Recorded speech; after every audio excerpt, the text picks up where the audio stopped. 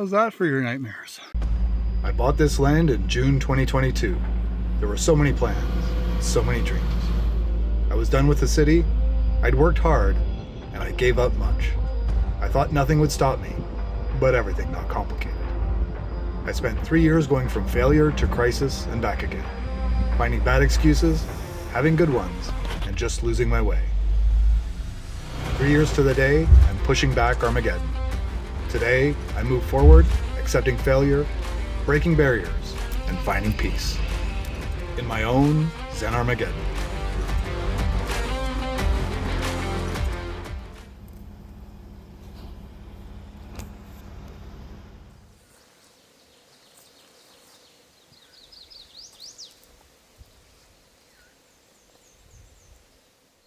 Welcome to the property. My name's Chris, and this is my acreage. So today was supposed to be a nice day. Not necessarily weather, it's supposed to pour later, but it was supposed to be a day where I came out here, shot this intro and a little bit of the narration, and maybe get some work done. Just like I've done the last couple weeks. But this morning I got an email that sort of threw me for a loop. In the last video, I said at the beginning that I'm in an unorganized township, which is true. And that generally speaking, I don't have a whole lot of rules. Well, it turns out that is completely wrong. It's not so much that there's rules per se, it's the fact that there's fees that go along with those rules. So I had sent a letter into the planning board to say, okay, well, I'm looking at building some stuff. What do I need to do? What do I need to file? And they asked some questions. Fine. And then this morning I got the email that said that I would have to file a zoning conformity permit, which basically is a piece of paper that's rubber stamped because you go through the process. The planner says, yeah, everything's fine before it ever gets to vote, to say, these are the things I'm going to do. This is where I'm going to put things. As far as the planning board is concerned, it's okay that I can put this building here. I can put the house over there. I can do all these things, which again, I don't have a problem with. I understand that there's need to do that. The thing that threw me for a loop is that it's going to cost me $1,000 for that. What's still not clear is whether or not, if on top of that, I have to get additional building permits for every single structure that I want to put. And from what I can tell, that's like $500 a pop, which is really frustrating considering my taxes aren't even $500 a year. So I'm beside myself. Fortunately, the planner seems to be a decent fellow and, is willing to talk me through it. But at the end of the day, I'm going to have to do whatever he tells me to do because them's the rules. Now, I know a lot of people in this area have done whatever they wanted to do, but there's a real risk with that because, they look at aerial photos, they inspect to make sure that things aren't going on that aren't supposed to, and if they find things, there's a real possibility that they'll come and there'll be additional fees and other headaches that I don't want to deal with. So I have to deal with it up front. It's going to make my life difficult because not only is it that I have to file this paperwork, but they don't even meet until August, and there's a bunch of process that has to go along with it. I have to wait until then until I can actually build anything meaningful. In a way, that makes today's episode all the more important because what I'm building today is a genuinely temporary gazebo, just like the sort of Coleman thing you might stick up you'd use for camping. While the rules are pretty specific even on temporary structures, I'm pretty confident that if the temporary structure only exists for a day or two, or even the same day, what are they going to say? My need to build the structure is because of the nature of this place. It's wild, and it's full of bugs. Weather happens. I want to be able to do work out here that is not subject to those problems. The first order of business is the bugs. So Northern Ontario is known for a few things, but in late May, it's bugs. In June, bugs. July, bugs. And August, still bugs. After that point, there are still some mosquitoes and horseflies and deer flies and whatnot, but they tend to thin out after the heat of the summer. Winter, obviously there's no bugs, but it is really cold. I don't really mind that because there's no bugs. And in the spring, up until the black flies hatch around the 24th of May, it's actually not too bad. It's quite pleasant. When I first started building, and you'll see this throughout the footage, that the black flies had come out. Black flies are small black flies, and they are pretty vicious. They land on you and they take a scoop out of your flesh, and there are so many of them at first that it's hard to function. They're in your eyes, they're in your nose, they're in your mouth, they're in your ears, they are everywhere. Bug spray does work. I don't really like using bug spray, so if I can avoid it, all the better. And black flies don't like being indoors. They always go to the screens to the edges. By having a roof, I immediately resolve that problem. Then there's mosquitoes. Mosquitoes are ubiquitous in Northern Ontario. They can be anywhere from really bad to apocalyptic, depending on weather conditions, how much standing water you have around. And I'm not really that worried about mosquitoes because a few years ago I co-invented a mosquito trap that is actually on the market. I have nothing to do with the one that's on the market, but on the channel at a later point I'm going to show you how to make them. They're really easy to use, they're really easy to build. The only issue is that you have to maintain them or they can make the mosquito problem worse. That's something for another day. Regardless, there will always be mosquitoes, but they're relatively easy to deal with Thermacell or whatever. And then the last set of bugs are the deer flies and horse flies. I'm especially bothered by those because, well, first of all, it hurts when you get bit by a deer fly. It hurts when you get bit by a horse fly. And then I'm allergic to deer flies. So I need to make sure that when I'm working here, I have mitigation strategies to make sure that they don't bother me as much as they might otherwise. A roof helps with that because just like the black flies, deer flies and horse flies tend to go out from underneath a roof. In addition, I can put tarps along the walls and screens along the walls, so that way the bugs just aren't coming in as much. I want to be able to put this structure wherever I need it to be. So when I do actually get to build something, probably in the fall when it's no longer going to matter, but when I get to build something, I can put a structure over top of that area, basically enclose it, build what I'm going to build, at least up until a certain point, and then take it down, raise the structure, so that way I can build without the bugs as much, and I don't have to worry about weather either. So when I'm out here, I put a tarp over the roof, I put walls up, but as soon as I'm done, I can take all of that down, and it's like it's not even there. And then I can move this around and put it wherever I want it to be, use it over and over and over again. Now, the only problem with this is that I'm going to be doing it with the materials that I have on hand, which means I'm going to be using basically 2x6s, bolts, and 4x4 posts. That means it's going to be heavy. To try and minimize that weight, what I'm going to do then is create a tension structure. So where a normal gazebo or shed of this kind would be held together by screws and built very robustly with lots of members all over the place, I'm not going to do that. I'm going to build relatively sparse trusses, and then I'm going to put sticks of wood in between those trusses, and then use cables to tension it all together, so that way it's held together just by the force of the cables pushing those pieces together. I'm going to have other things that are in there along the way, like joist hangers and stuff, to just keep it from moving too much. After I get it off the ground, I'm going to brace it so that way it can't easily undo itself, because I don't want this thing to fall on top of me. Everything that I want to build here generally is fairly large, and so it's not good enough to have a small structure like you would normally buy a screen gazebo at the hardware store that's 10 by 10 or 10 by 12. That gives you no room to build. You have what you want in place, and you need space around it to have your tools, to have your gear, to have your materials. and I want to make sure that I've got lots of space. So I'm building something that's stupidly large. I'm building 16 by 30, which is big by any account.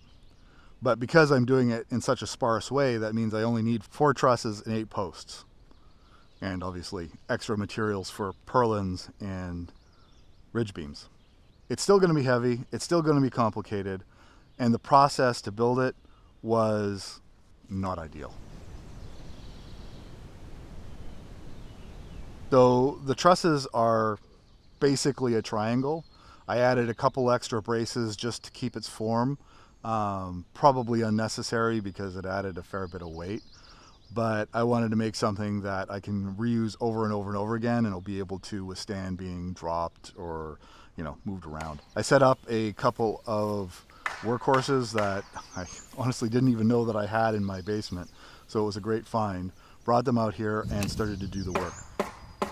So in my head I had all of this planned out. It was going to be fairly straightforward. I was going to build the trusses in one day, and then I was going to move them into place in the next day, and I would have a gazebo. But it didn't work like that. One of my biggest issues is that I tend to think of the world in ideal ways because I'm always working on a computer. If I want something, I make it exactly the way I want it. The real world obviously isn't like that, and having to deal with more complicated structures means that you need to deal with the fact that they're big, they're heavy, they're awkward. I don't necessarily have all the tools that I need here. I just completely overestimated how quickly I could get these things built. It actually took me 5 days to get to the point of having partial structure on the ground.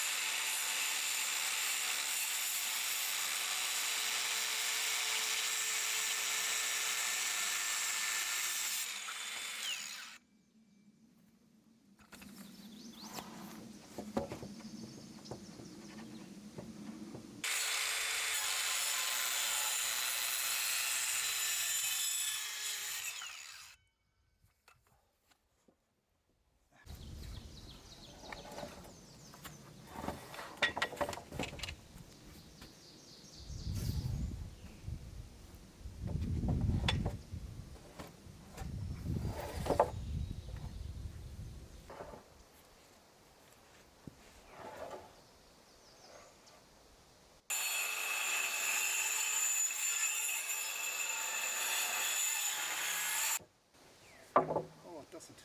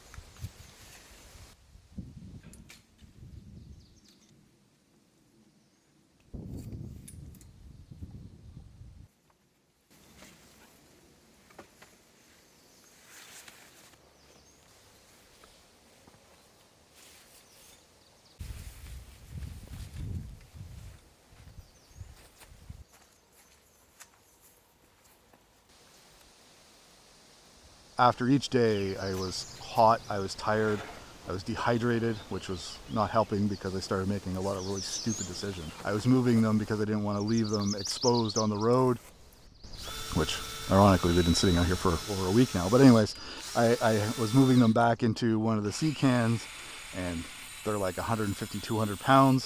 So I was moving them by hand when I was hot and tired and getting even more frustrated. And then I would come back the next day and do it all over again. Again, in my mind, I had all these great ideas of how I was going to build the first truss and then use that as a template for the second truss. But it was made complicated because I'm filming this. As I filmed that first truss getting built, I didn't set the cameras properly. I had completely blown out footage, which you can see now. In my mind, at the time, I didn't know exactly what the edit was going to look like. How long was it going to take me to compile the things? How many bits and pieces? So I was filming everything to excess. So the next day, after I'd seen that the footage was completely useless, I built the second truss from scratch again. Filming it again. Once I got to that point, okay, I have a truss, this is great, took it apart, measured up and cut all of the pieces for the other two trusses. They did not go as I expected. I don't know if I was, again, too hot because it was the end of the second day when I did this. The next day, things were not going back the way I expected. I was making bad choices because I was trying to go quick because I'm now feeling the time pressure. I assembled parts wrong. I chose the wrong pieces and so forth and so on. Eventually got them built.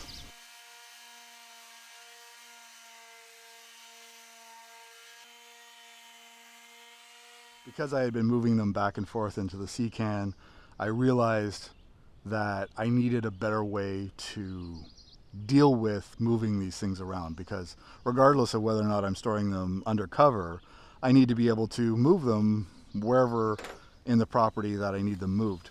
So I had a couple of wheel assemblies from a project from a year and a half ago sitting in my basement. So I grabbed those, and then I put them together with just 3 2x6s offset so that way there was a slot in the middle that the truss could drop into, screwed them together, and man, did it make all the difference in the world. I could move them around relatively effortlessly. So that was definitely time well spent.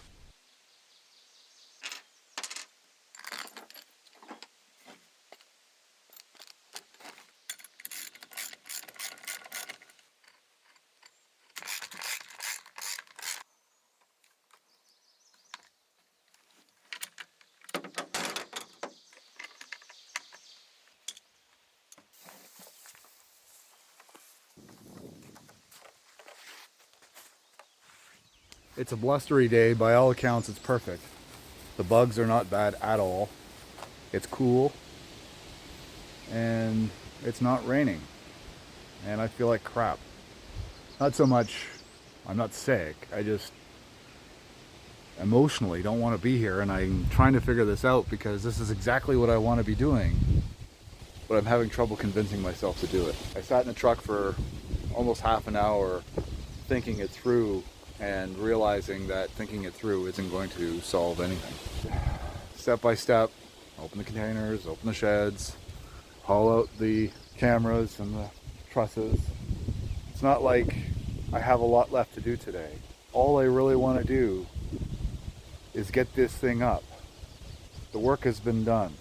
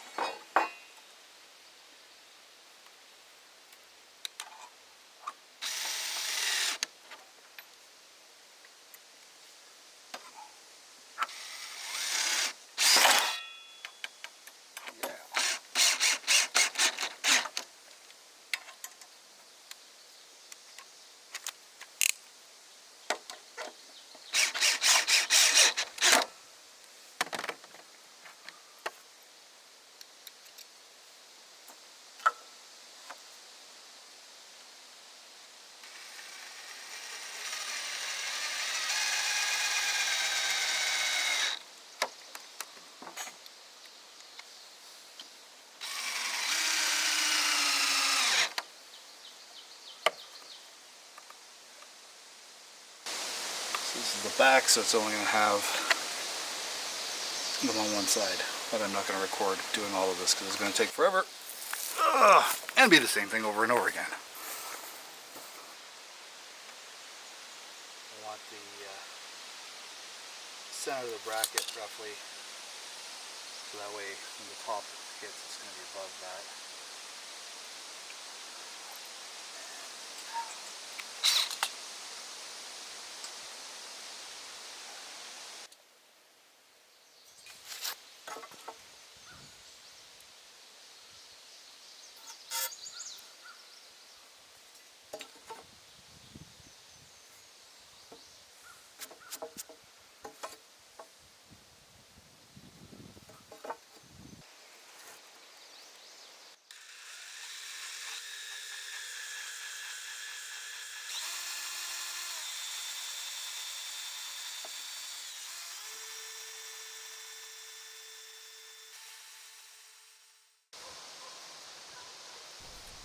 So eventually I got all the pieces built on day 4.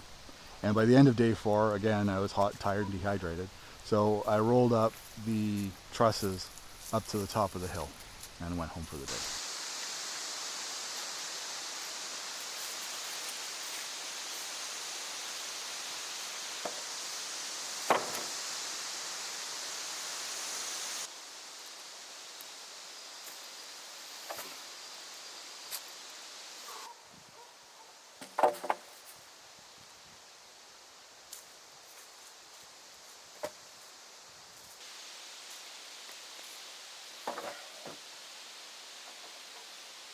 I had started to edit the last video. It was taking way longer than expected. I want to have a reasonably regular upload schedule to, feed the algorithm and find more viewers and subscribers. It was absolutely necessary that I not push myself too hard or too far. So that's where I stopped.